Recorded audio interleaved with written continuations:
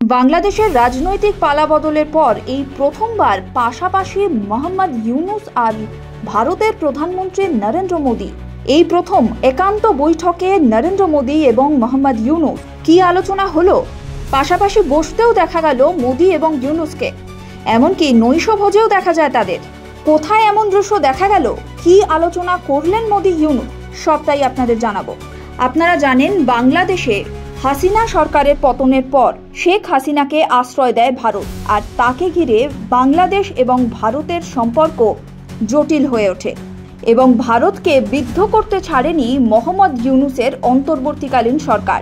তার ফলে বিগত বেশ কিছুদিন ধরে ভারত এবং বাংলাদেশ পারস্পরিক সম্পর্কে টানাপোড়েন চলছে। তার পরপর এই ছবি প্রথমবার মোদী এবং ইউনূস একসঙ্গে পাশাপাশি একই বৈঠকে। থাইল্যান্ডের ব্যাংককে বিমস্টেকের শীর্ষ সম্মেলনে পাশাপাশি দেখা গেল তাদের। প্রধানমন্ত্রীর সঙ্গে দ্বিপাক্ষিক আলোচনায় বাংলাদেশের অন্তর্বর্তী সরকারের প্রধান মোহাম্মদ ইউনূস অংশ নিলেন। ঢাকায় পালাবদলের পর ভারত ও বাংলাদেশের রাষ্ট্রপ্রধানের মধ্যে এটাই প্রথম দ্বিপাক্ষিক বৈঠক। থাইল্যান্ডের ষষ্ঠ বিমস্টেক সম্মেলনে গিয়েছেন প্রধানমন্ত্রী নরেন্দ্র মোদী। ওই সম্মেলনের ফাঁকেই মোদীর সঙ্গে একান্ত বৈঠকে বসলেন ইউনূস। ঢাকার তরফে এই প্রস্তাব আগেই পৌঁছেছিল দিল্লিতে। তখন সংসদীয় বৈঠকে বিদেশমন্ত্রী জানিয়েছিলেন বিষয়টি ভারত সরকার বিবেচনা করে দেখবে।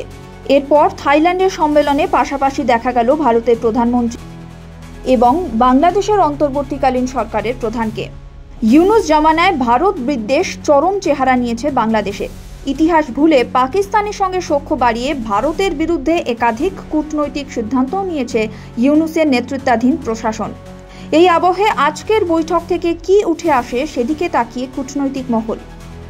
হেডলাইন্স কলকাতা।